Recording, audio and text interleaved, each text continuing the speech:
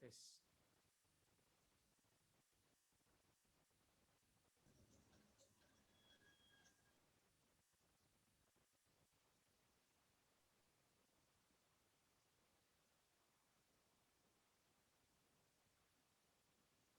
Tes. Tes.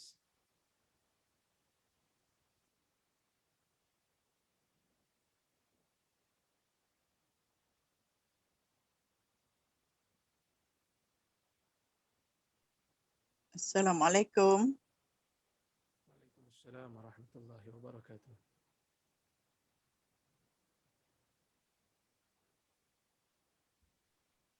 Tes 1 2.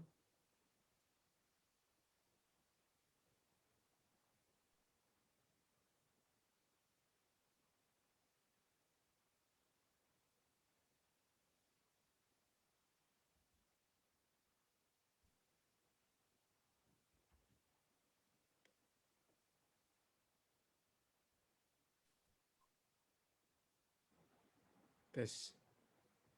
Tes.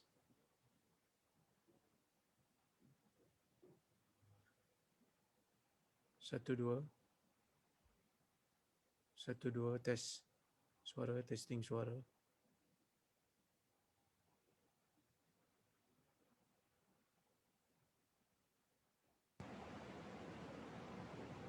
Tes. Okey.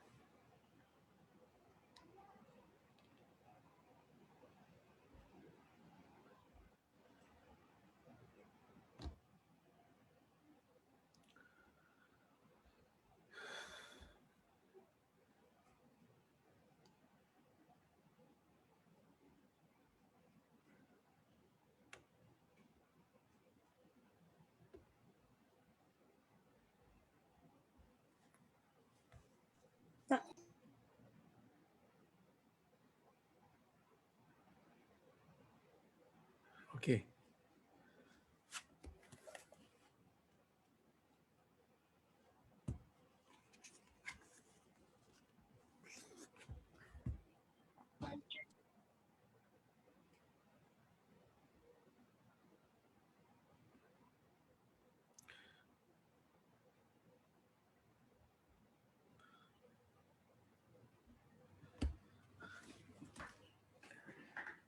Assalamualaikum warahmatullahi wabarakatuh. Alhamdulillah nahmaduhu wa nasta'inuhu wa nastaghfiruh wa na'udzu billahi min shururi anfusina wa min sayyiati a'malina. Man yahdihillahu fala mudilla lahu wa man yudlil fala hadiya lahu. Asyhadu an la ilaha illallah wahdahu la syarika lahu wa asyhadu anna Muhammadan 'abduhu wa rasuluh. Allahumma salli wa sallim ala Muhammad wa ala alihi wa sahbihi ajma'in, amma ba'd. Muslimin dan muslimat yang dirahmati oleh Allah Subhanahu wa taala sekalian. Alhamdulillah pada malam ini kita dapat bersama-sama berkuliah untuk kita mulakan kuliah kita yang terbaru. Sebelum kita tangguhkan sekejap kuliah Al-Adabul Mufrad, dan insya-Allah hari ini kita akan baca kitab ini untuk setiap malam Isnin lah sehingga habis, iaitu buku yang saya tulis bersama dengan The Sunnah Press, ya. Tajuk dia Ummahatul Mukminin Zaujat Sayyidil Mursalin, yang bermaksud isteri-isteri Nabi sallallahu alaihi wasallam ataupun ibu kepada orang-orang yang beriman dan isteri kepada Nabi yang merupakan penghulu bagi segala anbiya. Okey. Tuan-tuan dan puan-puan rahmati Allah sekalian. Kenapa penting juga untuk kita kenal isteri-isteri Nabi sallallahu alaihi wasallam? Kerana mereka ini adalah isteri Nabi, itu jawapannya. Kerana Nabi sallallahu alaihi wasallam itu penting dalam kehidupan insan. Maka sebab itulah apa saja yang berkaitan dengan Nabi sallallahu alaihi wasallam kita anggap penting. Walaupun ada kadang-kadang sebahagian orang yang cuba untuk mengatakan yang penting itu belajar tasawuf bukan belajar hadis boleh keraskan hati. Tapi sebenarnya kalau mereka menyedari hakikat bahawasanya hadis itu ialah sesuatu yang berkaitan dengan Nabi sallallahu alaihi wasallam, dari sudut perkataan, dari sudut perbuatan, dari sudut perakuan, maka hadis itu penting kerana Nabi sallallahu alaihi wasallam itu sangat penting. Nabi sallallahu alaihi wasallam datang ke dunia ini membawa syariat Islam yang boleh menyelamatkan bukan hanya dunia kita tetapi juga menyelamatkan akhirat kita yang kekal abadi. Kalau dengan tidak adanya syariat Islam yang dibawa oleh Nabi sallallahu alaihi wasallam ini, maka kita pun tak kenal apa itu sunnah. Kita pun tak kenal apa itu hidayah. Oleh kerana Nabi sallallahu alaihi wasallam itu membawa syariat, diutuskan oleh Allah Azza wa Jal membawa syariat Islam, maka kita mengenal apa itu Islam. Kita mengenal apa itu iman daripada Allah Azza wa Jal dengan perantaraan nabinya. Maka oleh kerana itu tuan-tuan dan puan-puan rahmati Allah sekalian, apa saja yang berkaitan dengan hadis itu penting kerana Nabi itu penting. Dan begitu juga apa saja yang berkaitan dengan kehidupan Nabi, sama ada dari sudut hadis saya sebut tadi dah, dan juga sirah Nabi penting. Begitu juga dengan mengenali orang-orang yang Nabi sallallahu alaihi wasallam sayang juga penting. Sebab apa penting? Sebab Nabi sayang mereka. Ada sebab kenapa Nabi sallallahu alaihi wasallam sayang mereka. Maka sebab itu dalam mukaddimah, di dalam prakata muka surat yang kedua tu saya sebut, saya kata saya bersyukur kepada Allah Subhanahu wa taala dengan kurnianya dan rahmatnya saya berjaya menyiapkan penulisan buku ini. Tujuan penulisan buku ini adalah untuk memperkenalkan tokoh besar dalam kalangan umat ini kepada masyarakat. Kita tak boleh nak nafi bahawasanya ummahatul mukminin, ibu-ibu orang yang beriman yang merupakan isteri kepada Nabi sallallahu alaihi wasallam merupakan tokoh besar bagi umat ini. Merupakan orang yang sangat berjasa di dalam umat ini daripada kalangan sahabat. Ya. Mereka inilah yang menguruskan kehidupan Nabi sallallahu alaihi wasallam. Mereka uruskan kehidupan Nabi. Mereka bantu Nabi sallallahu alaihi wasallam menguruskan kehidupan. Mereka disayangi oleh Nabi sallallahu alaihi wasallam. Jadi kalau kita sayang kepada Nabi sallallahu alaihi wasallam, kita juga kena sayang pada orang yang Nabi sayang. Kita bukan seperti mana golongan sebahagian daripada ahli bid'ah seperti Syiah yang membenci sebahagian besar daripada isteri-isteri Nabi sallallahu alaihi wasallam, terutamanya Aisyah dan juga Hafsah. Manakala kita ahli sunnah wal jamaah daripada Khadijah sehinggalah kepada Aisyah, daripada yang paling berumur Saudah sehinggalah yang paling muda iaitu Aisyah radhiyallahu anha, kita sayang semua kerana mereka adalah ibu kita, mereka adalah isteri Nabi sallallahu alaihi wasallam, mereka disayangi oleh Nabi, maka kita juga menyayangi orang yang kita sayang pada dia. Orang tu kita sayang, bila dia sayang satu orang lain, kita pun jadi hormat kepada orang itu. Maka saya sebut di situ, mereka inilah yang menguruskan kehidupan Nabi sallallahu alaihi wasallam. Mereka inilah manusia yang dicintai oleh Nabi sallallahu alaihi wasallam. Mereka inilah ibu-ibu kita semua, ibu-ibu kepada seluruh mukmin. Sama ada lelaki ataupun perempuan, menurut pandangan yang sahih, ummahatul mukminin ialah ibu kepada semua orang-orang mukmin. Tak kiralah sama ada orang mukmin tu lelaki ataupun perempuan. Menjejaki kelebihan mereka menjadikan kita akan lebih menyayangi dan menghormati mereka. So kalau kita baca sirah mereka tuan-tuan, kita akan dapati mereka mempunyai kelebihan yang pelbagai yang menjadikan kita kagum dengan pengorbanan mereka di dalam agama dan menjadikan mereka ini sebagai contoh ikutan kita.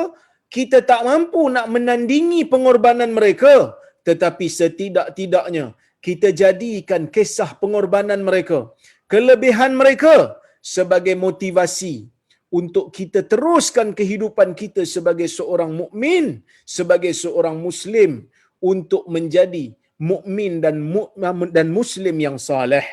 Kemudian saya kata, menjejaki kelebihan mereka menjadikan kita akan lebih menyayangi dan menghormati mereka.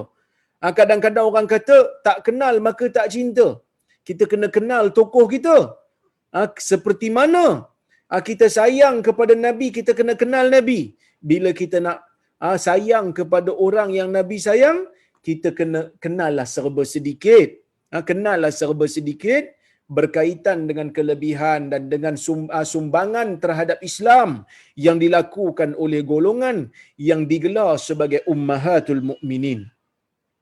Maka buku ini menjelaskan serba sedikit biografi dan kelebihan mereka sepanjang perkongsian hidup mereka bersama dengan Nabi sallallahu alaihi wasallam. Diharapkan agar buku ini dapat memberikan sedikit pengenalan kepada tokoh-tokoh ini.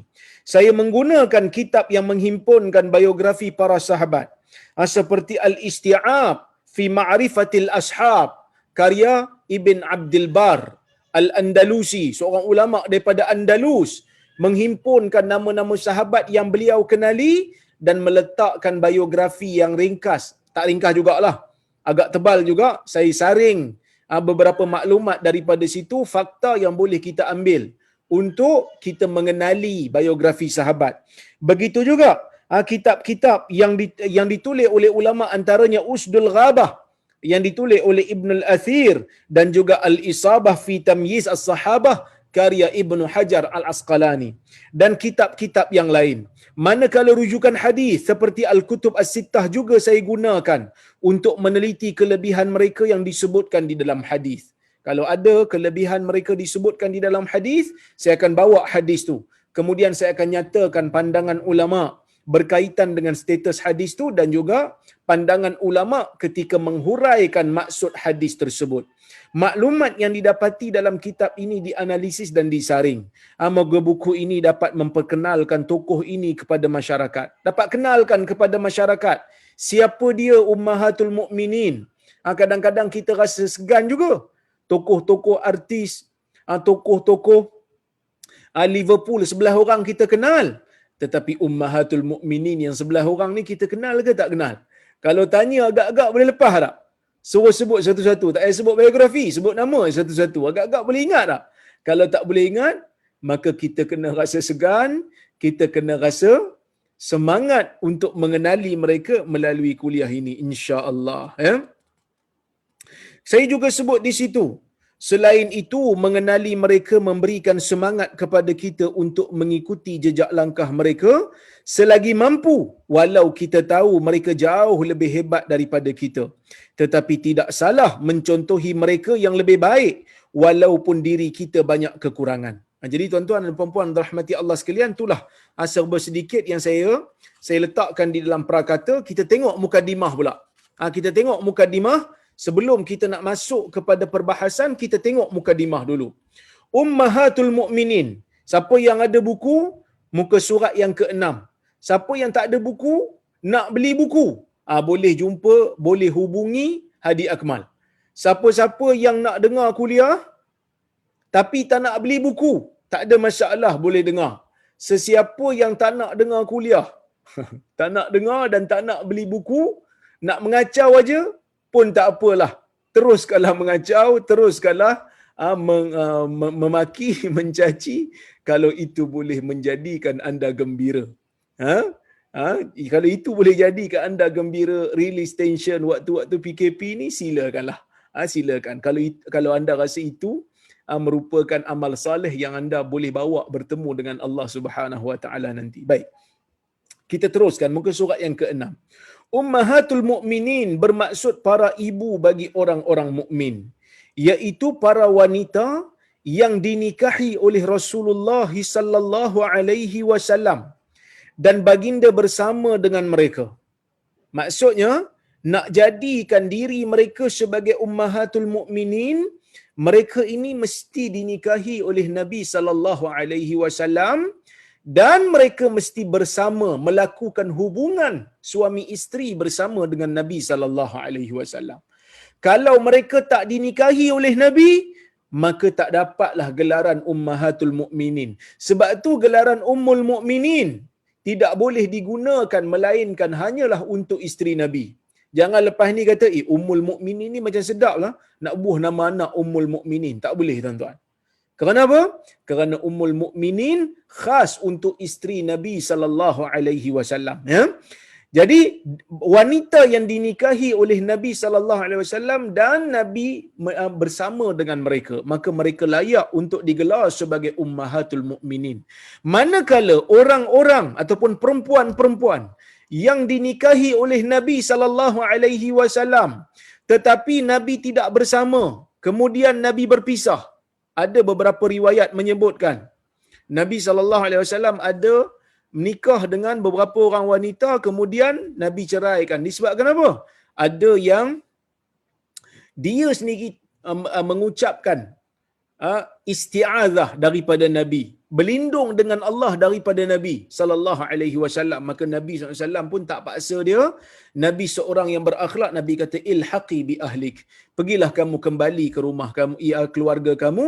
Dan dikatakan oleh para ulama Nabi menceraikan, maka bila Nabi tak bersama, nikah tapi tak sempat bersama, maka mereka tak layak ataupun tak memakai gelaran ummahatul mukminin, ya. Mereka ini digelar sebegitu berdasarkan ayat Al-Quran. Allah Subhanahu wa taala dalam suratul Ahzab ayat yang ke-6 kata Allah, An-nabiyyu aula bil mu'minina min anfusihim wa azwajuhu ummahatuhum, yang bermaksud Nabi itu lebih berhak, lebih utama terhadap orang-orang mukmin daripada diri mereka sendiri. Ayat ni Allah Ta'ala nyatakan dengan jelas, di antara diri Nabi dan diri kita, diri Nabi lebih utama. Apa maksud diri Nabi lebih utama? Para ulama ada meletakkan 3 aspek nak dahulukan Nabi. Yang pertama, dahulukan cinta kepada Nabi sallallahu alaihi wasallam. Cinta Nabi dulu. Yang mana dalam hadis Nabi sallallahu alaihi wasallam menyebutkan, la yu'minu ahadukum hatta akuna ahabba ilaihi min walidihi wa waladihi wan nasi ajma'in. Yang bermaksud tidak sempurna, walaupun di situ disebut tidak beriman, tetapi yang dimaksudkan ialah tidak sempurna iman. Tidak sempurna. Tidak sempurna iman salah seorang daripada kamu, sehinggalah aku dia sayang lebih daripada diri dia sendiri, lebih daripada hatta aku nak ahabba ilaihi min walidihi. Dia sayang aku ni lebih daripada dia sayang ibu bapanya. Dia sayang Nabi lebih daripada dia sayang anaknya. Dia sayang Nabi lebih daripada dia sayang manusia keseluruhannya. Di dalam sebuah hadis yang sahih, Umar ibn al-Khattab, seorang sahabat Nabi yang terkenal, dia pernah menyebut kepada Nabi sallallahu alaihi wasallam, la anta ya Rasulullah, la anta ya Rasulullah, la anta ya Rasulullah ahabbu ilayya min kulli syai' illa min nafsi. Kata Umar, sesungguhnya engkau wahai Rasulullah sallallahu alaihi wasallam adalah orang yang paling aku cinta berbanding semua yang ada di dalam dunia ini melainkan diri aku. Maksud Umar nak kata, kalau nak banding semua benda dalam dunia dengan kau ya Rasulullah, aku sayang kau lagi. Tapi kalau nak banding antara diri kau dengan diri aku sayang diri aku lagi, kata Umar. Kata Nabi sallallahu alaihi wasallam, wa ala nafsika ya Umar. Ya. Kau kena jadikan diri aku ni lebih kau cinta berbanding diri kau juga wahai Umar. Kata Umar, la antal an ahabbu ilayya min kulli syai'in ya Rasulullah. Sekarang ya Rasulullah, aku telah jadikan diri engkau lebih aku sayang kepada semua berbanding semua perkara, walaupun pada diri aku sendiri, hatta ala nafsi. Al-an ya Umar, kata Nabi, sekarang juga wahai Umar. Maksudnya apa tuan-tuan? Dari sudut menyayangi diri, kena sayang Nabi dulu. Apa maksud kena sayang Nabi dulu berbanding diri sendiri? Maksudnya, kalaulah kata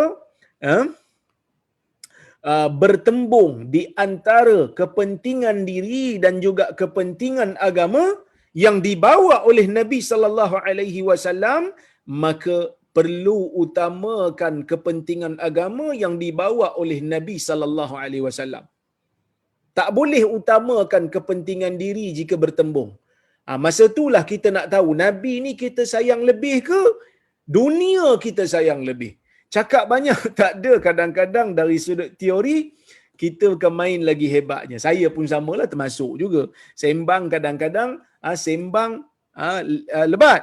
Tapi bila diuji baru kita sedar di mana sebenarnya kecintaan kepada Nabi SAW tu kita letakkan.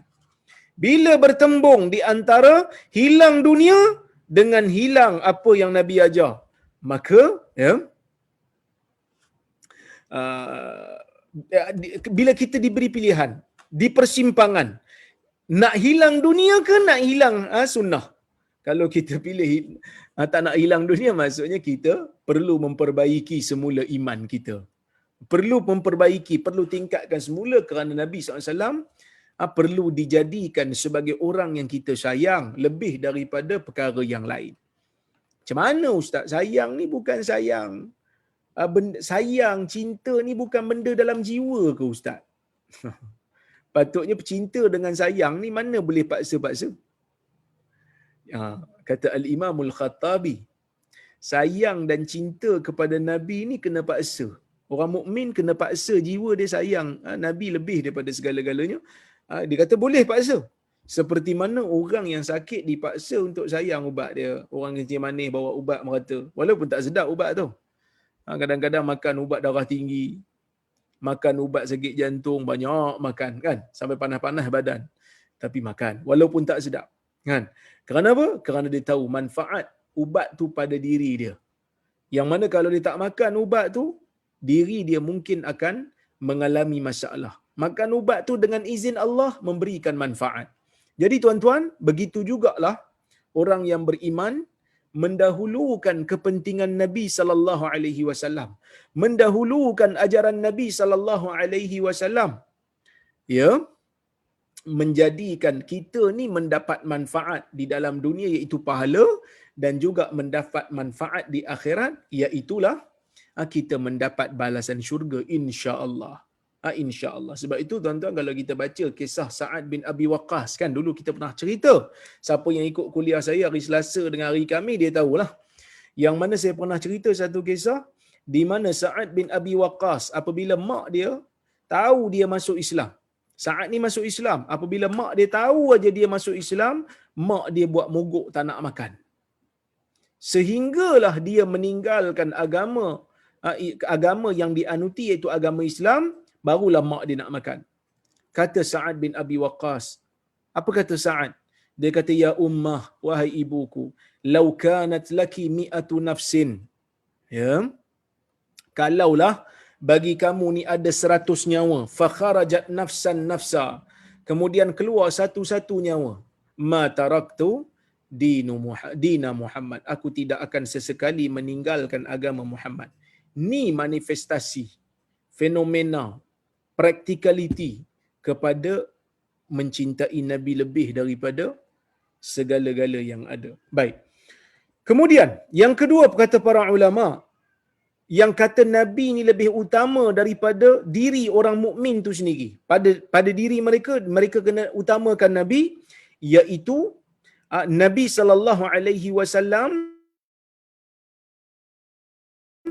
apabila mengajarkan sesuatu yang baik daripada Allah, mengajar satu benda yang Allah Ta'ala suka, dia kena dahulukan, walaupun jiwa dan nafsu dia mengajak dia untuk melakukan perkara-perkara maksiat. Dia kena dahulukan arahan Nabi.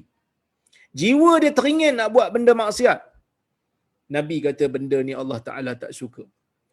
Jiwa dia kata malas nak buat ibadat, maka Nabi kata benda ni Allah Ta'ala suka. Dia kena dahulukan arahan Nabi setiap masa dan setiap ketika. Kemudian yang ketiga yang dimaksudkan oleh para ulama yang Allah Ta'ala kata an-nabiyyu aula bil mu'minina min anfusihim, Nabi lebih utama pada orang mukmin berbanding diri mereka sendiri, iaitulah kita perlu untuk mendahulukan Nabi dalam setiap keadaan sehingga untuk membebaskan fizikal Nabi. Sebab itu para sahabat kata kan, kadang-kadang kita bila baca hadis, Kadang-kadang kita akan dengar antaranya Abu Dzar pernah sebut ja'alani Allahu fidaak. Moga Allah menjadikan aku ini tebusanmu. Maksudnya kalaulah engkau itu ditawan wahai Rasulullah dan tidak ada cara, tidak ada kaifiat ataupun tidak ada option, tidak ada pilihan untuk membebaskan kamu daripada tawanan musuh, melainkan aku sebagai gantinya, aku sanggup untuk ganti. Ataupun kalau terpaksa untuk aku menggadaikan apa saja harta yang aku ada untuk membebaskan kamu wahai Rasulullah, aku sanggup. Bi abi anta wa ummi ya Rasulullah. Begitu juga aku sanggup kalau menggantikan tempat engkau yang ditawan tu untuk bebaskan kau, gantikan ibu dan ayah aku sanggup.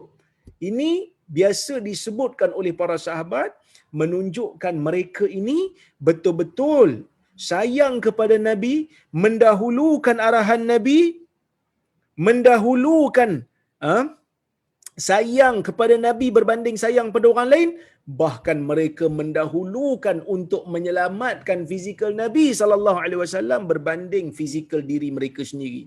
Sebab tu bila kita tengok di dalam sirah Nabi SAW, antara sahabat yang beraksi untuk menyelamatkan Nabi SAW, terutamanya pada hari Uhud, yang mana kita semua tahu hari Uhud merupakan hari di mana Allah Ta'ala uji orang-orang Islam.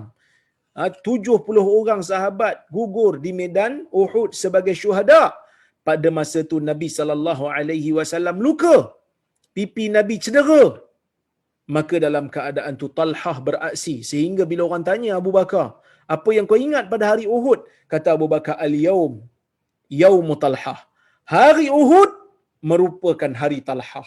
Apa maksud hari Talhah? Hari Talhah bin Ubaidillah beraksi, dia menyelamatkan Nabi SAW daripada serangan yang datang daripada senjata-senjata orang-orang Quraisy, sehingga kan tangan dia tu dikatakan lumpuh disebabkan cedera. Jadi tuan-tuan dan puan-puan rahmati Allah Subhanahu wa taala sekalian, ini di antara tafsiran para ulama. Kemudian Allah Subhanahu wa taala menyebutkan wa azwajuhu ummahatuhum, dan isteri-isteri Nabi merupakan ibu-ibu mereka, yakni ibu-ibu orang-orang yang beriman.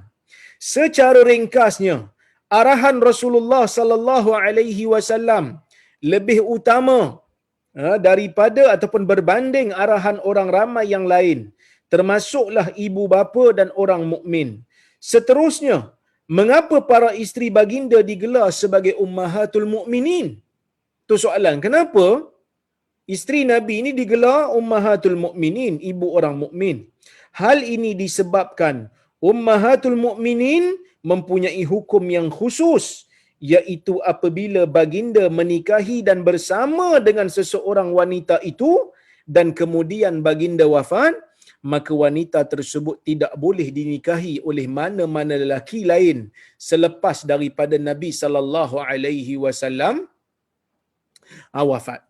Isteri Nabi sallallahu alaihi wasallam merupakan isteri Nabi buat selama-lamanya, sehinggalah Nabi sallallahu alaihi wasallam akan bersama dengan mereka di dalam syurga nanti. Firman Allah Subhanahu wa taala, "Wa ma kana lakum an tu'dhu Rasulullah wala an tankihu azwajahu min ba'dihi abada." Yang bermaksud, ini surah Al-Ahzab ayat 53.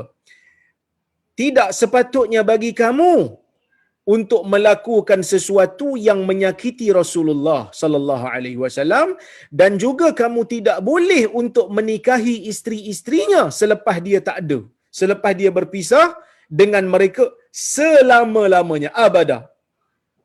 Maksudnya apa tuan-tuan? Maksudnya bila Nabi sallallahu alaihi wasallam wafat aja, isteri Nabi sallallahu alaihi wasallam tidak boleh dinikahi oleh mana-mana lelaki, kerana Nabi akan bersama dengan isteri-isteri Nabi ini di syurga nanti. Sebab tu digelar ummahatul mukminin, ummul mukminin, ibu kita. Isteri Nabi ni macam ibu kita.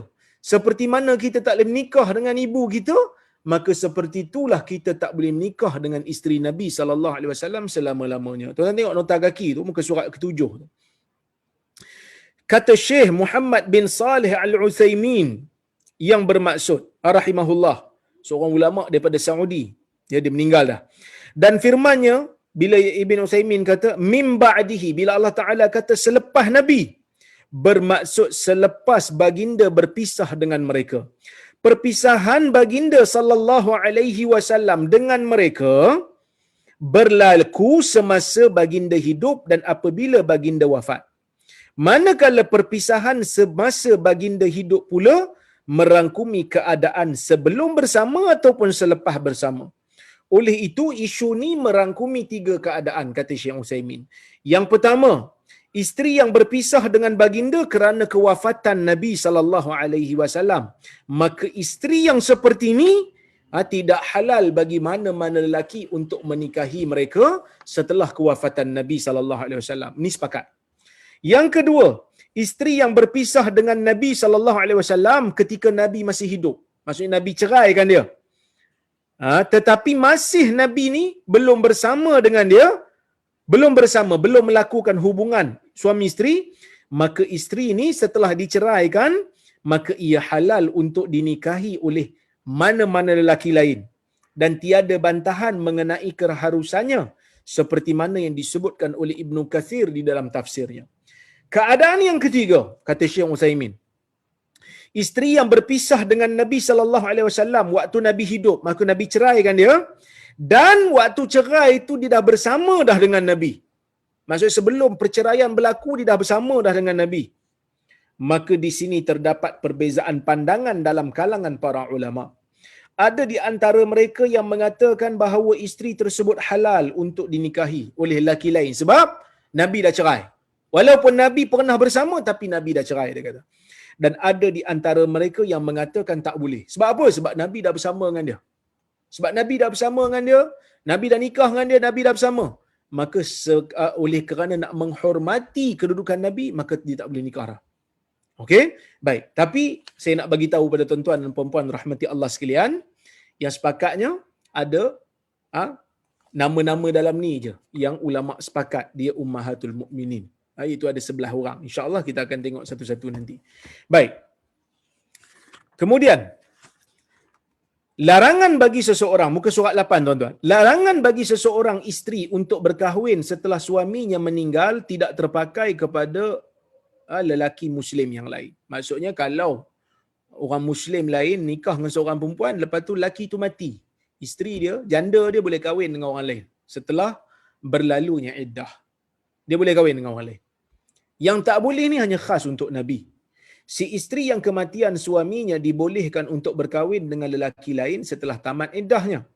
Berkenaan dengan isu seseorang isteri itu akan bersama-sama dengan suaminya di akhirat nanti, jika isteri tersebut berkahwin lain, ulama berbeza pendapat dalam hal ini. Kerana wujudnya hadis yang mempunyai kritikan di sisi ulama berkaitan dengannya. Kalau isteri itu kahwin lain, suami dia meninggal, dia kahwin lain. Nanti bila masuk syurga, dia nak bersama dengan siapa? Dia nak jadi isteri siapa? Suami lama ke suami baru? Okey. Pandangan yang pertama mengatakan, isteri yang berkahwin lain setelah suaminya meninggal dunia akan bersama dengan suaminya yang terakhir dinikahi di dunia. Ini pandangan pertama. Dia kata yang paling akhir. Suami yang paling latest sekali.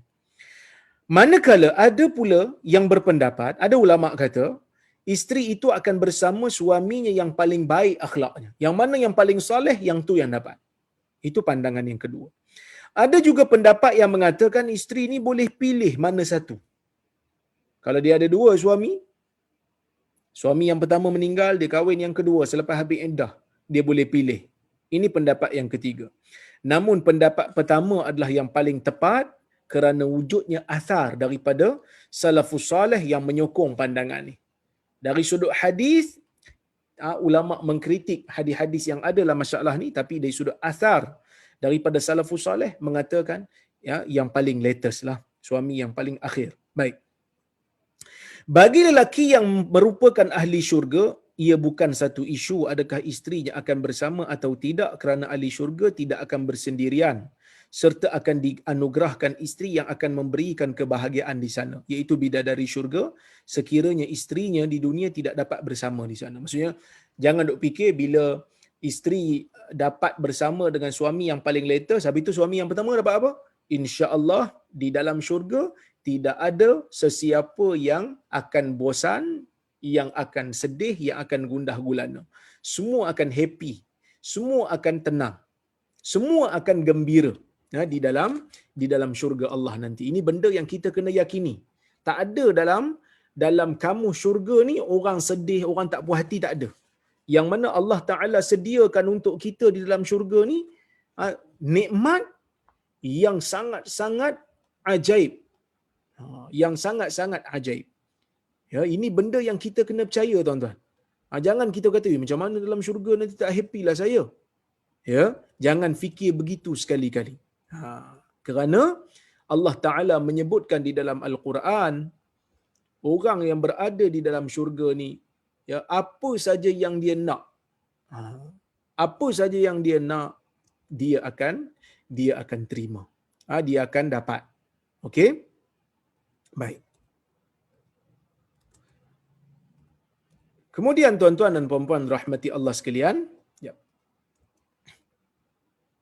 Sangkut pula ni. Boleh dengar suara saya ke?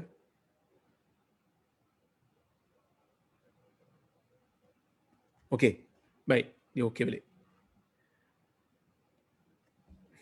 Baik. Allah Subhanahu Wa Ta'ala janjikan kepada orang yang masuk syurga ni, dia akan dapat apa yang dia nak. Dia akan dapat apa yang dia suka. Jadi tak ada rasa gundah gulana, rasa sedih, rasa tak puas hati, tak ada. Tak ada. Benda tu tak ada dalam syurga. Lahum ma yasha'un inda rabbihim. Allah Ta'ala sebut dalam Quran, bagi mereka apa yang mereka inginkan di sisi Tuhan mereka. Zalika jazaa'ul muhsinin. Itulah balasan bagi orang-orang yang melakukan kebaikan. Jadi, tuan-tuan dan puan-puan rahmati Allah Subhanahu Wa Ta'ala sekalian, jangan susah hatilah. Okey. Kemudian, bilangan para isteri Nabi SAW juga turut diperselisihkan. Dan yang paling tepat ialah sama ada 11 atau 12 orang. Disebabkan oleh seorang yang menjadi perselisihan dalam kalangan para ulama termasuk ahli hadis. Ada sebahagian kata 12, ada sebahagian kata 11. Kenapa ada yang kata 12 dan ada yang kata 11 ni? Kerana yang kata 12 masukkan seorang. Yang kata 12 masukkan seorang. Yang kata 11 dia kata yang seorang ni bukan. Bukan ummahatul mukminin, sebaliknya hamba. Okey? Siapa dia? Wanita yang menjadi perselisihan ialah Raihanah binti Zaid, berdasarkan sebuah riwayat yang menceritakan bahawa Rasulullah sallallahu alaihi wasallam menawarkan diri baginda untuk menikahinya, tetapi ditolak kerana Raihanah mengatakan dirinya hanyalah seorang hamba sahaja. Imam Tabari dalam Tarikh Tabari menceritakan kisah ni daripada Ibnu Ishaq. Dia kata Nabi sallallahu alaihi wasallam pada selepas berlakunya peperangan di antara umat Islam dan Bani Quraizah, bila Bani Quraizah telah dikalahkan oleh orang Islam, Rasulullah SAW mengambil salah seorang daripada tawanan Bani Quraizah yang bernama Raihanah untuk menjadi hamba. Maka setelah itu Nabi SAW menawarkan kepada Raihanah untuk menjadi isteri, tetapi Raihanah menolak dengan dia kata, ya Rasulullah, bal tatrukuni fi milkik fahuwa akhafu alayya wa alaik. Dia kata, ya Rasulullah, bahkan biarlah engkau tinggalkan aku di dalam milikmu, jadi hamba terus, tak apa, dan itu lebih ringan bagi aku, lebih mudah bagi aku dan bagi kamu. Ya, maka Nabi SAW pun tidak memaksa. Ya, pada awalnya Raihanah ni tidak menunjukkan minat pun pada agama Islam ni. Dia masih lagi nak berpegang dengan agama Yahudi dia. Jadi Nabi SAW dalam riwayat menyebutkan Nabi SAW tu ada rasa macam sedih sikit lah. Walau bagaimanapun setelah beberapa lama, baginda menerima pengkhabaran daripada salah seorang sahabatnya, iaitu Sa'labah bin Sa'yah, yang mengkhabarkan bahawa Raihanah memeluk agama Islam. Ini menyebabkan Nabi SAW berasa sangat gembira. Ya? Dan Raihanah ni menurut pandangan ni, dia kata, pandangan sebagian ulama, kekallah sebagai hamba Nabi SAW sehinggalah Nabi wafat, walaupun dia masuk Islam. Ya? Maka dalam buku ni saya hanya akan menyatakan 11 orang wanita sahaja sebagai isteri Rasulullah SAW, kerana 2 wanita yang lain iaitu Raihanah dan juga Mariyah Al-Qibtiyah dianggap sebagai hamba Nabi Muhammad sallallahu alaihi wasallam. Baik, kita masuk kepada perbahasan berikutnya iaitu hikmah. Kenapa Nabi SAW ni berpoligami? Hikmah bilangan isteri baginda sehingga 11 orang haruslah diteliti kerana ia khusus untuk Nabi SAW saja. Kenapa ramai? Kenapa lebih daripada 4? Di sana ada hikmah. Muslim yang lain tidak dibenarkan untuk berkahwin sehingga 11 orang. Tetapi hanya dibolehkan dalam satu-satu masa, dia hanya boleh sehingga 4 orang sahaja. Iaitu dengan syarat lelaki itu mampu untuk berlaku adil, termasuklah secara zahir. Firman Allah Subhanahu wa taala, "Wa in khiftum alla tuqsitu fil yatama fankihu ma taba lakum minan nisa'i mathna wa thulatha wa ruba'. Fa in khiftum alla ta'dilu fawahidah aw ma malakat aymanukum zalika adna alla ta'ulu." Surah An-Nisa ayat 3 yang bermaksud, jika kamu semua takut untuk tidak melakukan keadilan kepada anak-anak yatim, maka kawinlah mana-mana perempuan yang kamu suka, sama ada 2, 3 ataupun 4. Dan jika kamu takut untuk tidak boleh berlaku adil, maka berpadalah dengan hanya seorang. Ataupun berpada dengan hamba perempuan yang kamu miliki. Dan itu lebih mendekati supaya kamu tidak melencong jauh. Jadi tuan-tuan dan puan-puan rahmati Allah sekalian, Allah Subhanahu wa taala sebut dalam ayat ni tentang kepentingan untuk berlaku adil lah. Orang Islam, laki boleh kahwin sampai 4. Tapi mesti syarat dia adil. Kerana Nabi SAW bersabda, "Man kanat lahum ra'atan famala ila ihdahima jaa yaumal qiyamah wa shiqquhu ma'il." Sesiapa yang mempunyai 2 orang isteri dan dia ni cenderung tak adil kepada dia tak adil lah kepada salah seorang daripada mereka berdua, dia akan datang di hari kiamat dalam keadaan badannya sengit, cacat. Hadis ni riwayat Imam Ahmad. Dengan riwayat Abu Daud dengan sanad yang sahih. Oleh hal yang demikian, isu poligami hendaklah dibincangkan dengan lebih terperinci dan serius serta meliputi pelbagai aspek penting kerana perkara ini berkait dengan tanggungjawab. Bukan hanya untuk menurut hawa nafsu syahwat semata-mata. Bukan hanya kita bincang ni seronok-seronok. Dah, dia ada tanggungjawab besar. Siapa yang buat, dia kena sedar tanggungjawab ni besar. Baik. Tetapi harus diingat bahawa agama Islam tidak boleh dipersalahkan berkenaan isu poligami. Kerana syariat Islam tidak memperkenalkan poligami. Bukan Islam yang masa Nabi SAW datang bawa syariat, Nabi tak perkenalkan poligami, tuan-tuan. Nabi hanya memperkenalkan batasan, itu had, jangan lebih daripada 4. Yang mana poligami telah diamalkan sebelum itu lagi. Hari ini Islam diserang seolah-olah macam Islam tu yang perkenalkan. Sedangkan kalau kita tengok dalam sejarah waktu Nabi SAW, ya, bila Nabi SAW berada di Mekah, orang Rom dah mengamalkan benda tu, orang Parsi pun dah mengamalkan benda tu, orang Arab jahiliah pun dah amalkan benda tu.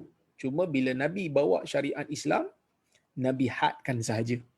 Sebaliknya Islam meletakkan had terhadap apa yang telah berlaku. Dan sebenarnya amalan poligami ini telah diperkenalkan oleh manusia terdahulu sebelum kedatangan syariat Islam lagi. Dengan kata lain, Islam hanya mensyariatkan disiplin supaya amalan ini dijadikan dengan lebih teratur, supaya nasib wanita terbela dan tidak dizalimi. Seterusnya, antara hikmah Nabi Muhammad sallallahu alaihi wasallam berpoligami adalah berdasarkan beberapa sebab. Pertama sekali, bagi menukilkan hukum hakam yang berkaitan dengan kekeluargaan, termasuklah hubungan suami isteri. Ini bermaksud disebabkan Rasulullah sallallahu alaihi wasallam mempunyai ramai isteri, maka terdapat pelbagai riwayat dan kisah daripada mereka ini berkenaan dengan hubungan kekeluargaan dan suami isteri.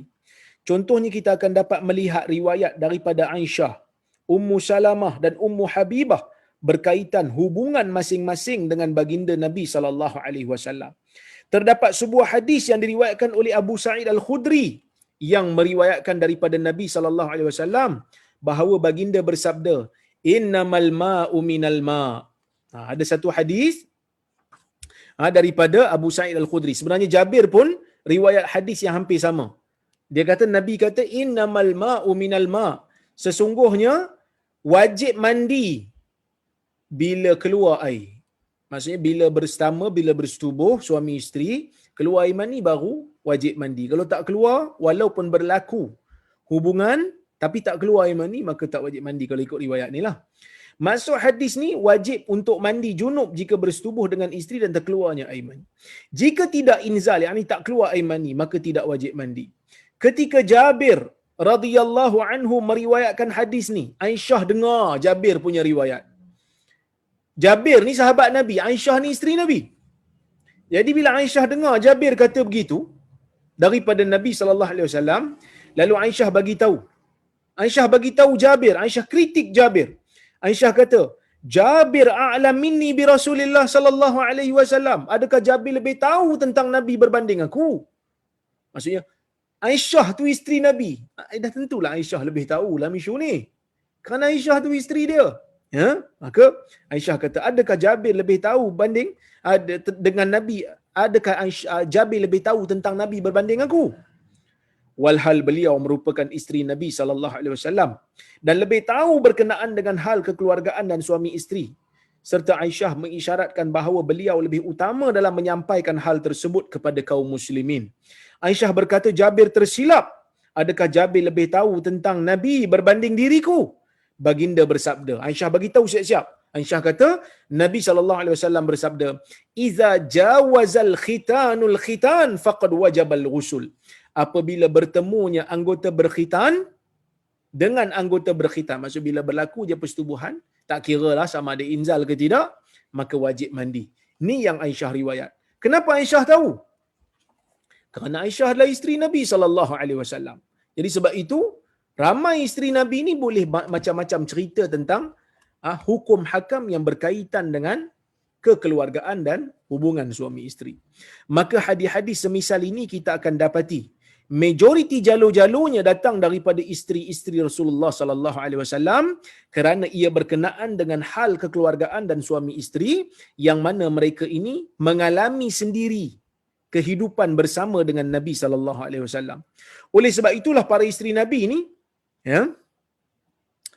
yang akan disampaikan syariat dan hukum hakam berkaitan hal ini kepada mereka, kepada orang Islam. Maksudnya mereka akan sampaikan apa yang mereka alami bersama dengan Nabi sallallahu alaihi wasallam, hukum-hukum yang berkenaan dengan itu. Hikmah yang seterusnya, itu yang pertama lah, hikmah yang pertama. Hikmah yang seterusnya ialah disebabkan Islam pada awalnya merupakan minoriti. Islam ni minoriti, tuan-tuan. Bada'al Islamu ghariba. Islam bermula dalam keadaan asing. Hadis riwayat Muslim. Jadi masa Islam diperkenalkan peringkat awal, orang yang masuk Islam ni orang yang tak ada pengaruh kuat di Mekah pada masa tu. Sebab apa? Sebab orang Arab ni dia sangat-sangat, orang kata apa, asabiah. Orang Arab ni sangat-sangat mementingkan hubungan kabilah. Dia tak nak dengar sangat ni orang luar cakap ni kalau dia bukan kabilah kita. Jadi sebab itu saya sebut di situ. Pada peringkat awal Islam diperkenalkan pada peringkat awal Islam diperkenalkan di kota Mekah, sangat sedikit yang menerimanya dan ramai daripadanya merupakan orang miskin tidak berpengaruh, termasuklah bekas hamba dan pengembala kambing. Oleh itu Rasulullah sallallahu alaihi wasallam harus mempunyai strategi macam mana nak menembusi sesebuah kabilah dan komuniti masyarakat Arab yang sangat mementingkan hal-hal kekeluargaan dan semangat kabilah. Kerana mereka ini dikenali menjaga nasab keturunan, sehingga hafalan atau penyimpanan nasab turut terjaga dengan baik. Arab ni dalam bab nasab, dia orang jaga. Ben ni sampai ke atas, dia orang jaga. Kita mungkin tak jagalah kan. Maka, hal ini jarang berlakulah dalam masyarakat Melayu, khususnya di Malaysia. Contoh ekstremisme ataupun ekstremism ataupun kemelampauan terhadap ketaksuban kepada keluarga ni yang ditunjukkan dalam semangat kabilah dalam masyarakat Arab pada ketika itu, zaman jahiliah, ialah dua kabilah sanggup berperang antara satu sama lain demi seekor unta, hanya seekor unta je, tapi dia perang sanggup ratusan tahun.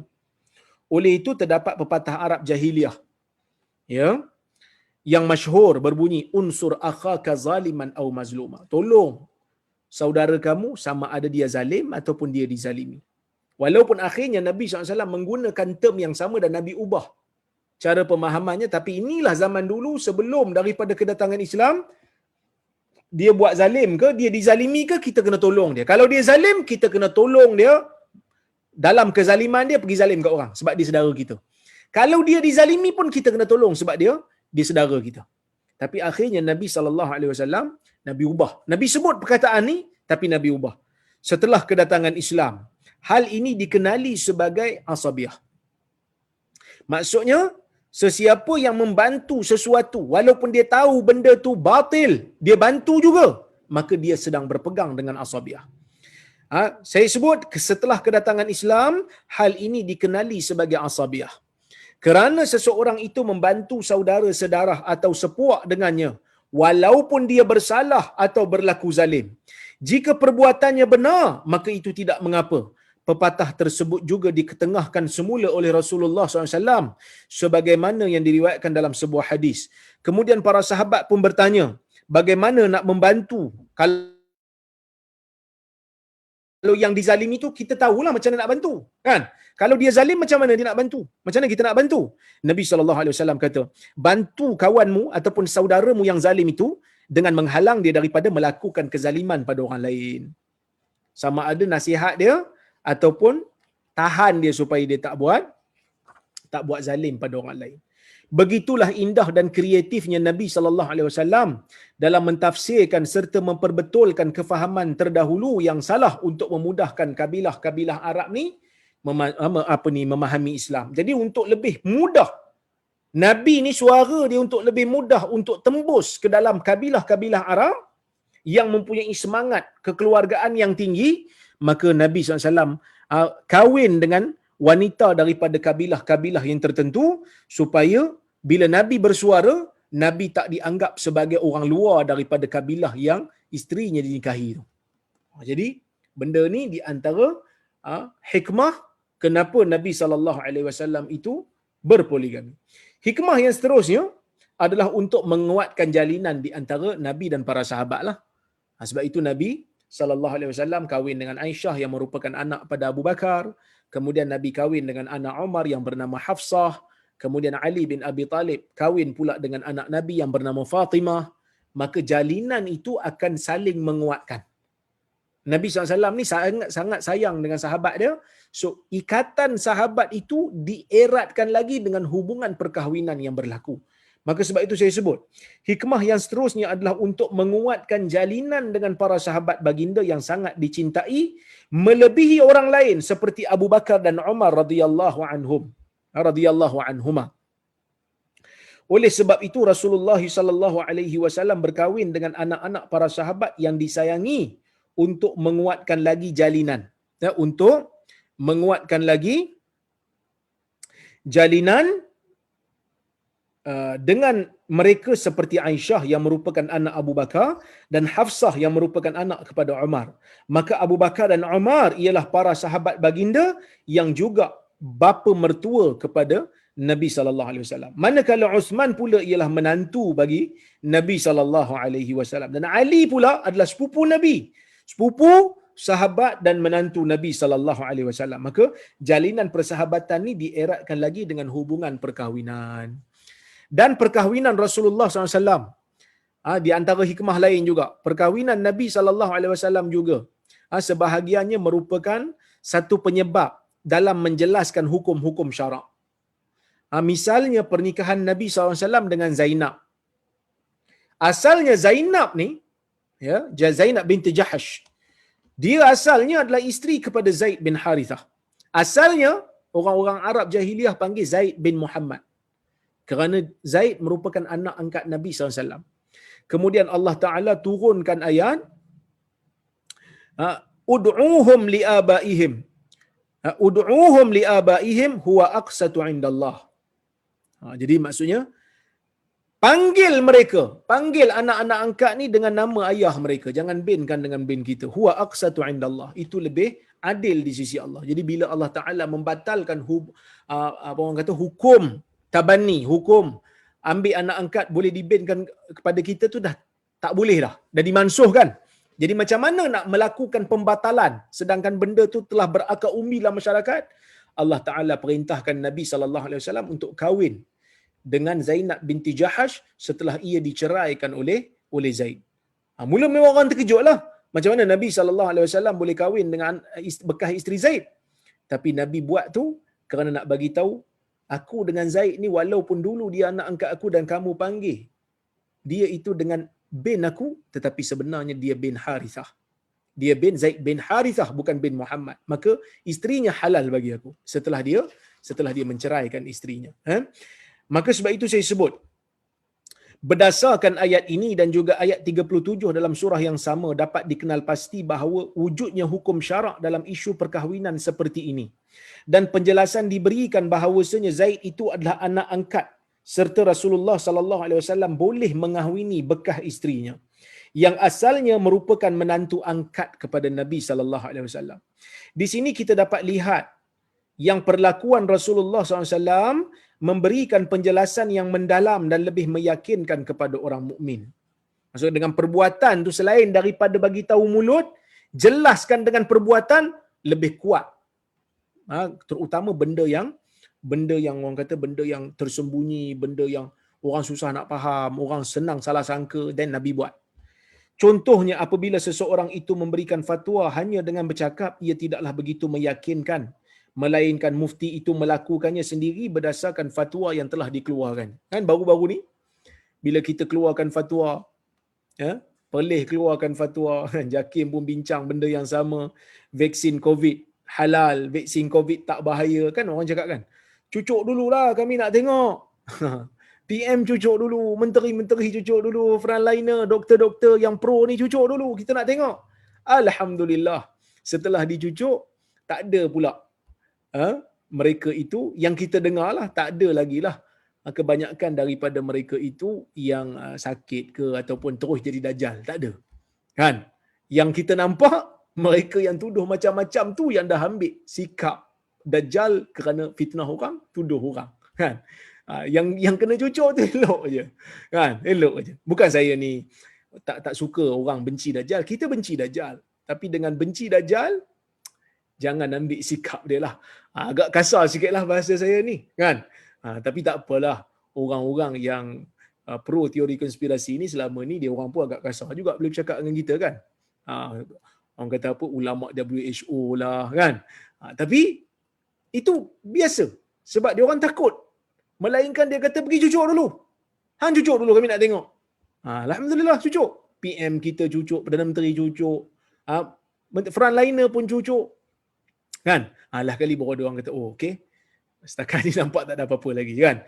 Jadi saya sebut benda ni bukan apa tuan-tuan. Kadang-kadang kita rasa macam apa lagi orang nak tuduh kan.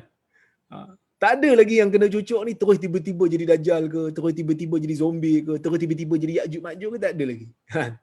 Tak ada lagi lah kan. Jadi dia kata, oh kita dimasukkan chip, dia nak tahu kita ke mana. Kalau dia nak tahu kita ke mana pun apa masalahnya. Dah kalau kita ni asyik pergi ke tempat-tempat yang baik, dia pun boring nak ambil tahu. Kan? Contohnya pergi mana? Pergi masjid, pergi universiti, pergi kuliah. Contoh macam saya kan. Nak buat apa dia masukkan chip dalam badan saya? Saya berkuliah aja pun. Kan? Berkuliah aja, bukannya saya pergi buat apa-apa pun. Kalau jenis pergi rumah urut, dia kena takutlah. Tengok orang tahu dia rumah urut, dia kena risau. Kan? Baik, itu yang seterusnya. Hal ini seperti telah berlaku berdasarkan hadis riwayat Imam Bukhari rahimahullah, iaitu berkaitan peristiwa Sariyatul Khabat. Dalam perang Nabi SAW pernah hantar satu rombongan yang diketuai oleh Abu Ubaidah dan beberapa sahabatnya pergi ke tepi laut dan menjumpai satu ikan yang besar. Dikatakan ikan tu ikan paus lah. Dan Abu Ubaidah radhiyallahu anhu memberitahu bahawa ikan tersebut tidak boleh dimakan kerana ia merupakan bangkai. Akan tetapi dia merasakan boleh dimakan pula kerana mereka dalam keadaan darurat. Ni ada cerita ni ada dalam Sahih Bukhari.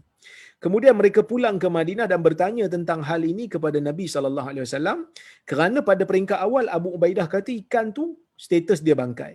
Tetapi Nabi SAW mengisyaratkan dengan meminta sikit ikan tu. Dia orang bawa balik sikit ikan tu. So Nabi minta untuk Nabi sendiri makan. Isyarat oleh Rasulullah SAW ini menunjukkan bahawa ikan sebesar mana pun saiznya, ia bukanlah satu perkara yang diharamkan ataupun bangkai, kerana ia adalah haiwan laut. Baik, seterusnya, ini di antara contoh Nabi sendiri makan nak bagi keyakinan kepada para sahabat benda tu boleh dibuat. Seterusnya, perkahwinan Nabi SAW bersama dengan sebahagian isteri baginda merupakan sebagai penyelesaian kepada masalah dan isu sosial yang berlaku pada zaman tu. Misalnya Rasulullah SAW ingin menjaga kemaslahatan isteri para sahabat yang syahid di medan perang, dengan memberi sahabat lain yang masih hidup untuk mengahwini mereka, atau Nabi SAW sendiri yang mengahwini mereka sekiranya tiada siapa yang mengambil mereka sebagai isteri. Ini berlaku kepada isteri Nabi yang bernama Saudah bintu Zam'ah dan Ummu Salamah. Selain itu, perkahwinan Rasulullah SAW juga adalah untuk mengisyaratkan bahawa baginda diutuskan untuk semua kaum dan bangsa. Dakwah Islam ni dia bukan hanya untuk orang Arab. Dia bukan hanya untuk orang Quraisy. Jadi bila Nabi SAW kahwin dengan isterinya yang Yahudi macam Safiyah, maka orang Yahudi akan rasa, oh, Nabi ni kahwin dengan orang daripada bangsa kita. Menunjukkan bangsa kita juga menjadi mulia, layak untuk terima Islam. Kerana mesej Islam adalah universal. Maka sebab itu saya sebut di situ. Selain itu, perkahwinan Rasulullah SAW juga adalah untuk mengisyaratkan bahawa baginda diutuskan untuk semua kaum dan bangsa. Dakwah Islam tidak hanya terhad kepada bangsa Arab semata-mata. Maka Nabi SAW berkahwin dengan Safiyah bintu Huyai supaya dapat memberikan isyarat tersebut kepada bangsa Yahudi. Yahudi tengok sebab Safiyah ni anak pemimpin Yahudi. Huyai bin Akhtab. Jadi bila tengok, oh, Nabi kahwin dengan Safiyah, anak pemimpin. So, diorang mungkin terbuka hatilah nak terima Islam. Sebagai manusia yang mempunyai ciri-ciri manusia biasa, selain daripada itulah hikmah yang lain, selain daripada semua yang disebut di atas, sebagai manusia yang mempunyai ciri-ciri manusia biasa, baginda juga ada kalanya berkahwin disebabkan suka dan cinta, kerana itu lumrah manusia yang dicipta oleh Allah Subhanahu Wa Taala. Bahkan Nabi ni dia makan, dia tidur, ada waktu dia sakit. Jadi tak pelik kalau Nabi SAW mempunyai syahwat terhadap wanita, kerana baginda seorang lelaki, dan lelaki yang sempurna pasti akan ada sifat sebegitu rupa, dan sekiranya seorang lelaki itu tidak mempunyai syahwat kepada perempuan, hal ini agak pelik dan tidak sempurnalah lelaki itu sebagai seorang lelaki. Jadi Nabi pun ada waktu dia kahwin kerana memang dia suka kepada perempuan tu. Dia suka, dia ambil jadi isteri. Yang lagi membahayakan sekiranya lelaki tersebut mempunyai syahwat terhadap lelaki lain. Lelaki tengok kalau dia tak ada, orang kata apa, tarikan pada perempuan ni bahaya. Dia tak ada syahwat pada perempuan, bahaya. Dia tengok lelaki pula syahwat. Ni bahaya. Yang ni kena betulkan. Tapi kalau dia tengok perempuan syahwat, dia kena tunduk pandangan, tapi bila dia dah berkenan, dia boleh ambil sebagai isteri. Kerana itu adalah normal. Cuma Islam menyusun hukum hakam ni supaya syahwat tu diletakkan di tempat yang sepatutnya. Sebab itu disuruh tundukkan pandangan, suruh tutup aurat dan sebagainya. Berkaitan dengan sifat kelelakian baginda, terdapat hadis yang menyatakan kegagahan Rasulullah SAW seperti 30 orang lelaki, dan baginda mampu memukul batu yang sangat keras sehingga pecah, yang tidak dapat dibuat oleh para sahabat. Itu ada hadis Anas yang tuan-tuan dan puan-puan boleh baca sendiri. Jadi tuan-tuan dan puan-puan rahmati Allah sekalian, itulah lebih kurang yang saya boleh ceritakan sebagai, orang kata apa, mukadimah untuk kita baca kitab ni ataupun buku yang saya tulis ni.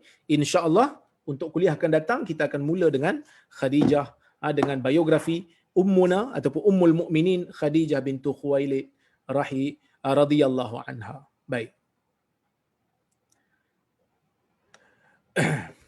Bismillah.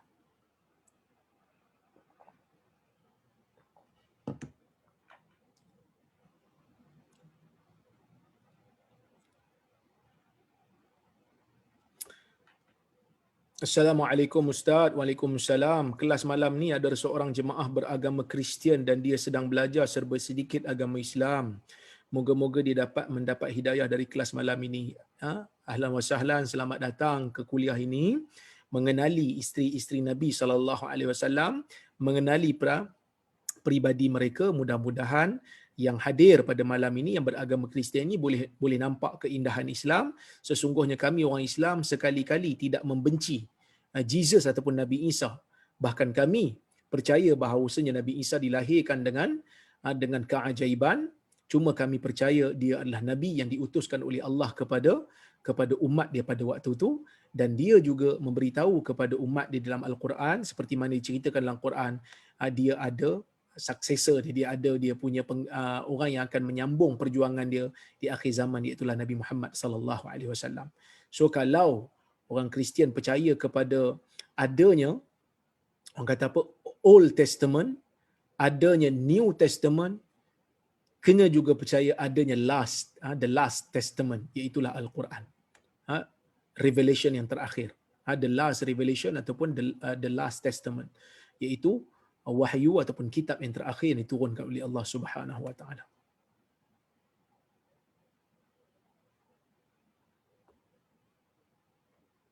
Assalamualaikum Dr. Waalaikumsalam. Soalan saya begini. Di zaman ni di mana kita tidak lagi bersama Nabi SAW, bagaimana cara untuk mengutamakan dan mendahulukan baginda melebihi diri sendiri dan lain-lain?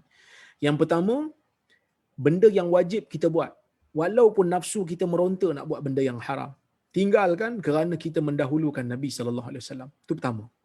Yang kedua, benda-benda sunat ni kita buat selagi mana kita mampu, kita promosikan. Hidupkan semula sunnah-sunnah. Man sanna fil islami sunnatan hasanah falahu ajruha wa ajru man amila biha. Yang mana atau kama qala Nabi SAW kata min ghairi ay yanqusa min ujurihim syai. Yang bermaksud Nabi SAW kata siapa yang memulakan satu sunnah yang baik, hidupkan sunnah yang telah ditinggalkan lama oleh masyarakat, kita buat, kita hidupkan semula. Mudah-mudahan dengan perkara itu Allah Ta'ala akan berikan pahala pada kita, dan pahala orang yang amal kerana ikut kita pun kita dapat. Ini disebutkan oleh Nabi SAW dalam hadis. Kemudian kita pertahankan nama Nabi SAW dengan kita menjelaskan peribadi Nabi kepada orang-orang yang tak faham tentang peribadi Nabi. Orang yang membenci Nabi, kita bagi tahu ni sisi Nabi yang sebenarnya yang kau tak faham. Dan kita membanteras hadis-hadis palsu yang disandarkan menggunakan nama Nabi SAW. Jadi ini di antara perkara yang kita boleh buat pada zaman inilah.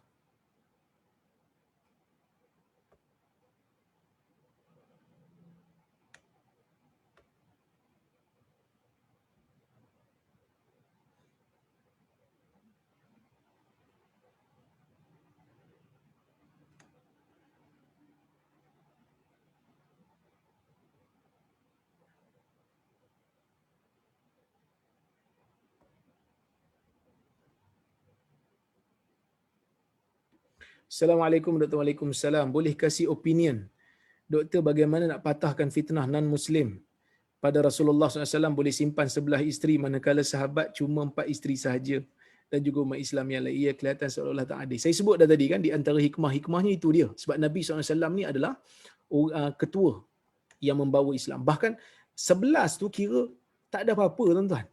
Kalau kita baca dalam Bible, lebih daripada tu lagi tokoh-tokoh yang ada, tokoh-tokoh yang disebutkan dalam Bible lebih daripada 11 pun ada. Jadi benda tu bukan satu benda yang pelik. Ya, baik.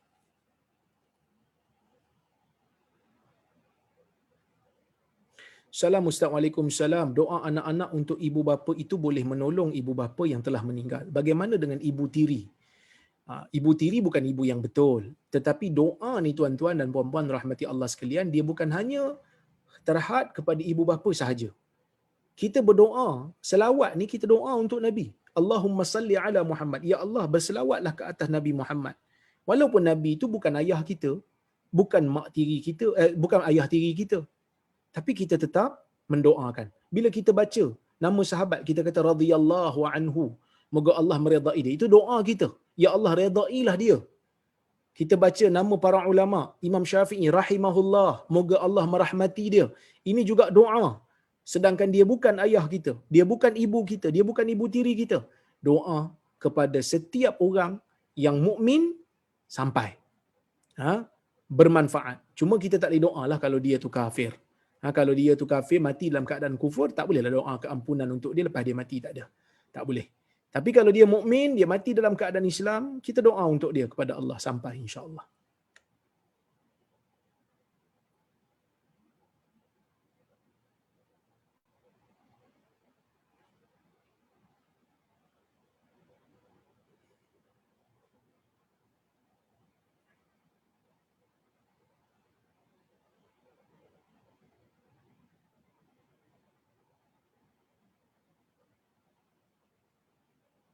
Assalamualaikum Ustaz. Waalaikumsalam. Boleh belia pemuda bedah buku Ustaz ni kepada yang tidak ikut kuliah Ustaz atau bedah buku selepas dah habis tengok kuliah Ustaz?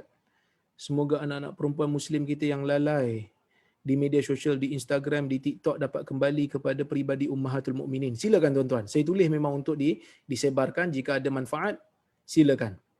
Kalau ada kesilapan fakta di mana-mana, bagi tahu saya akan betulkan semula. Ya.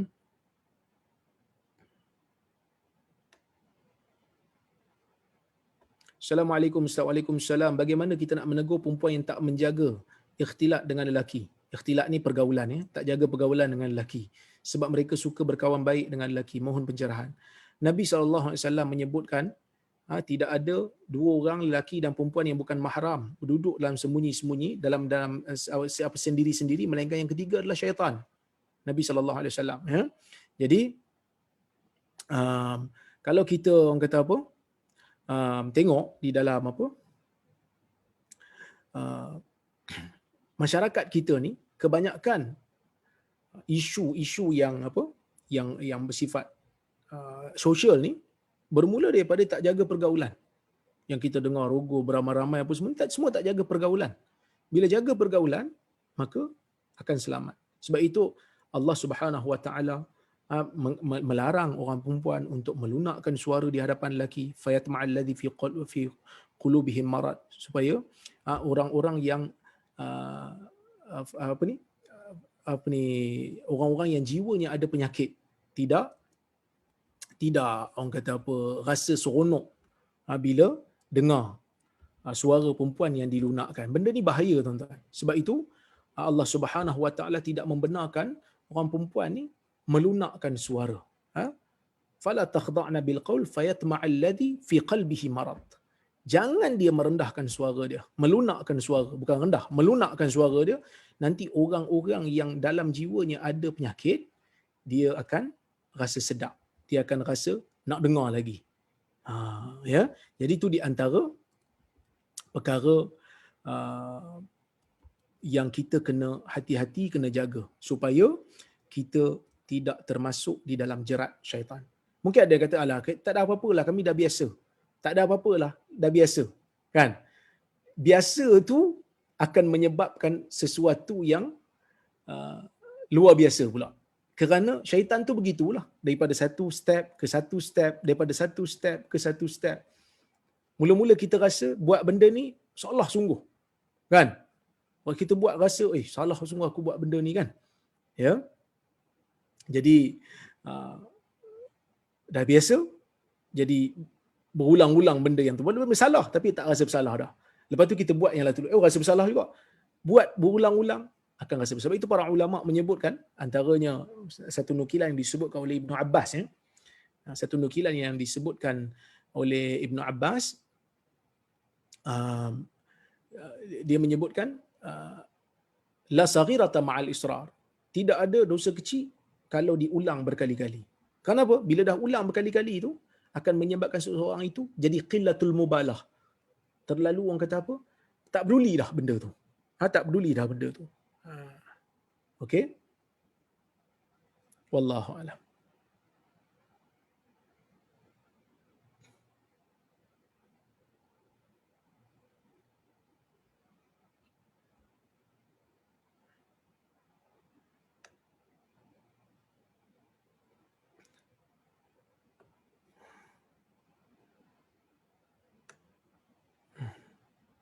Salam Ustaz, apa hikmah ayat poligami dikaitkan dengan anak yatim? Tadi saya baca Allah Subhanahu Wa Taala sebut dalam Al-Quran, Jika kamu wa in khiftum alla tuqsitu fil yatama fankihu ma tabalakum minan nisa mathna wa thulatha wa ruba', kan.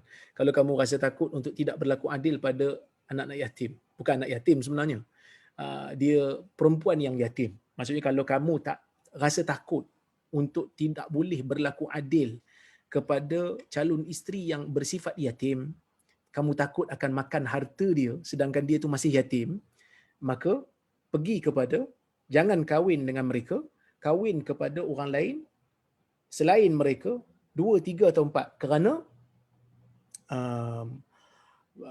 perempuan ni ramai lagi selain daripada yang yatim tu. Sebab yatim ni, kalau calon isteri tu yatim, dia masih lagi belum baligh, dia ada harta, takut-takut termakan harta dia. Maka sebab itu Allah Ta'ala kata, kalau kamu takut termakan harta dia, jangan kahwin dengan dia, pergi kahwin dengan perempuan lain. 2, 3, 4 boleh cari, kerana perempuan yang lain ramai lagi. Itu di antara tafsiran yang disebut oleh para ulama.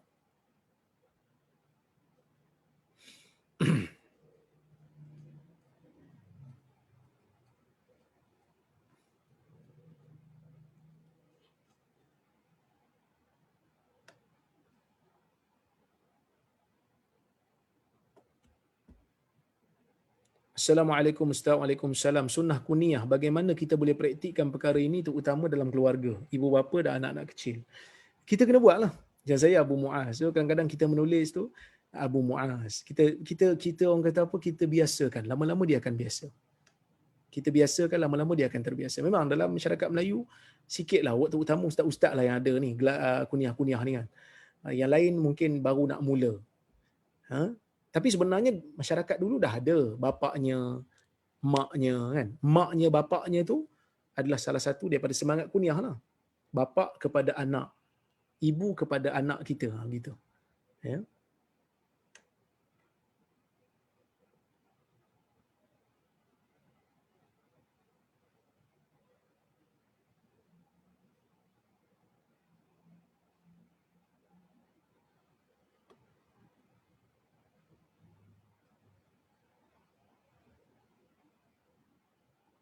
Assalamualaikum Dr. Waalaikumsalam. Adakah boleh seseorang Muslim itu dilahirkan dalam keadaan keluarganya Kristian dan keluarga beliau tak tahu beliau Muslim lalu dikebumikan cara Kristian? Pertama, tuan-tuan dan puan-puan rahmati Allah sekalian, orang yang dah mati dalam keadaan dia mukmin, itu merupakan satu nikmat besar bagi dia. Nikmat besar sangat bagi dia. Ya. Yang mana dia mati dalam keadaan mukmin. Menguruskan jenazah dia bukan tanggungjawab si mati itu, tetapi orang yang hidup. Orang yang hidup, yang di mana dia mati kat situ, orang hidup, orang Muslim di situ kena uruskan. Kalau orang Muslim tak tahu yang dia tu Muslim, keluarga yang Kristian pun tak tahu dia tu Muslim, maka tak salah sebab kita tak tahu. Ya, yang mana Allah Subhanahu Wa Taala tidak akan bebankan sesuatu yang kita tak tahu. Dah kita tak tahu kan? Maka taklah menjadi satu kesalahan. Kita doakan mudah-mudahan orang yang seperti ini Allah Subhanahu Wa Taala ganjari mereka ganjari dia dengan syurga.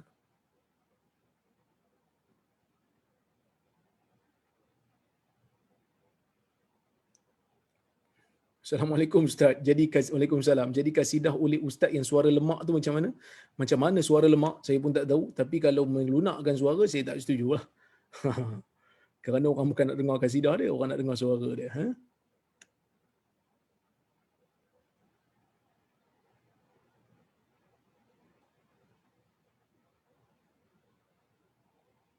Salam Dr. Waalaikumsalam. One of the criticism against Islam is Aisyah being very young age bila dikahwinkan dengan Rasulullah SAW. Macam mana kita nak jawab kritik ini?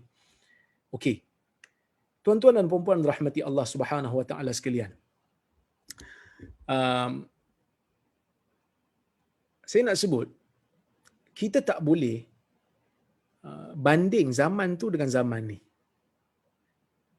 Saya bagi contoh. Zaman dulu, zaman ibu kita, zaman nenek kita, opah kita lah. Saya orang Perak, saya panggil opah kan. Orang KL ni dia panggil nenek. Zaman nenek kita,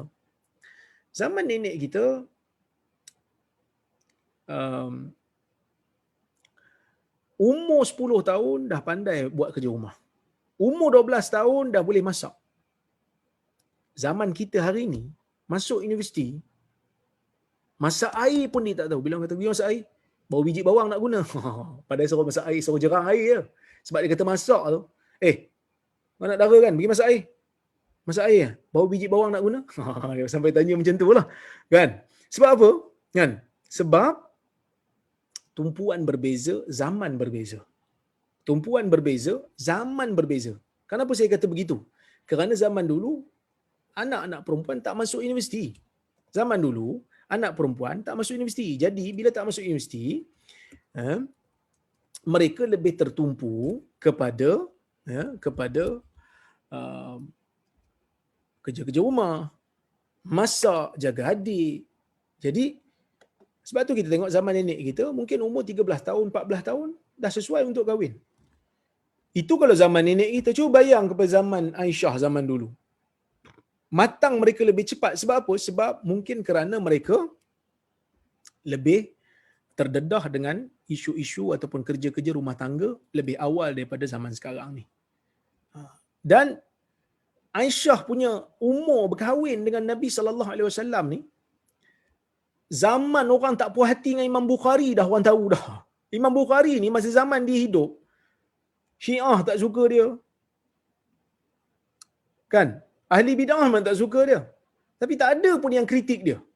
Sebab apa? Sebab mereka tahu pada zaman tu ia bukan satu kritikan yang itu bukan satu kritikan yang wajar.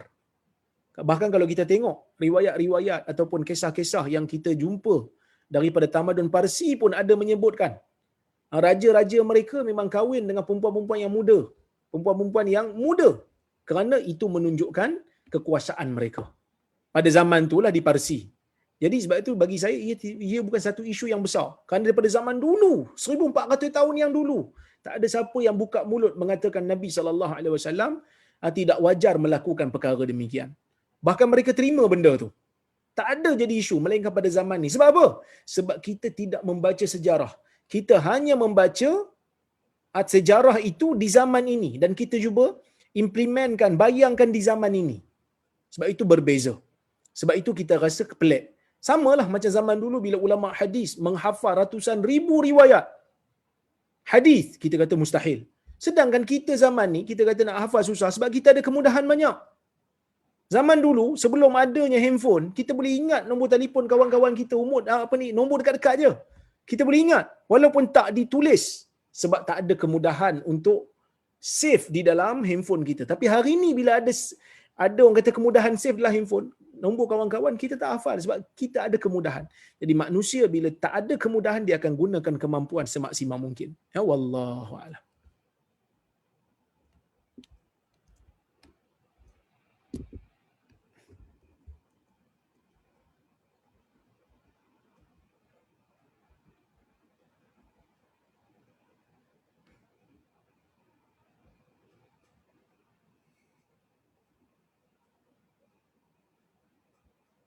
Assalamualaikum. Boleh ke wanita buat nose piercing? Piercing ni tindik hidung. Tindik hidung untuk perempuan dibenarkan oleh para ulama, tetapi kena, Ibn Uthaymin juga menyebut benda yang sama. Dia kata boleh. Ya. Tapi dia kata kalau budaya di sesuatu tempat tindik hidung menjadi satu budaya orang fasik ataupun orang kafir ataupun lambang agama tertentu, maka ia dilarang. Bukan sebab tindik telinga itu dilarang, tapi kerana menyamai orang yang jahat, orang yang bukan Islam. Islam tak suka begitu. Tapi kalau macam di India umpamanya dia ada tindik kan, dan wanita Muslim pun buat, maka yang tu tidak menjadi salah. Syekh Uthaymin menyebutkan benda yang sama. Begitu juga Syekh Abdul Muhsin Al-Abbad juga pernah ditanya dalam isu ni. Maka dia mengatakan kalau adat di satu tempat menerima ia sebagai hiasan untuk wanita, maka boleh, no problem. Wallahu ta'ala a'lam tuan-tuan. Saya rasa cukuplah sekadar itu untuk hari ini. InsyaAllah jika ada kesempatan yang lain kita bertemu lagi. Saya mohon maaf kalau ada terkasar bahasa, tersilap kata, gurau-gurau, orang kata apa, gurau-gurau kasar sikit, tak ada masalah kot. InsyaAllah kita jumpa lagi pada masa akan datang. Terima kasih kepada Kak Jini, terima kasih kepada Dr. Azmi yang telah menganjurkan majlis pada malam ini. Aqulu qawli hadza wa astaghfirullahal azim li wa lakum. Wassalamualaikum warahmatullahi wabarakatuh. Waalaikumsalam. Terima kasih Ustaz. Thank you Dr. Roza. Thank you. Assalamualaikum. Thank you Doktor. Assalamualaikum warahmatullahi wabarakatuh. Waalaikumsalam. Thank you, Doktor. Jazakallah Ustaz. Jazakallah khairan. doktor. Assalamualaikum dan selamat beristirahat. Terima